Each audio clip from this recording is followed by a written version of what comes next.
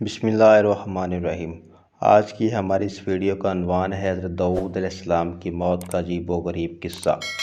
مسند امام احمد میں ہے کہ رسول اللہ صلی اللہ علیہ وسلم فرماتے ہیں کہ حضرت داؤد علیہ السلام بہت ہی غیرت والے تھے۔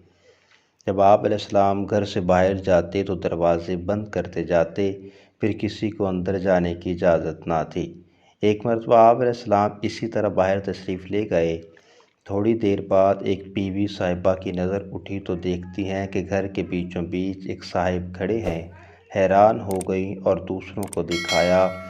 آپس میں سب کہنے لگیں، یہ کہاں سے آ گئے؟ دروازے بند ہیں، یہ داخل کیسے ہوئے؟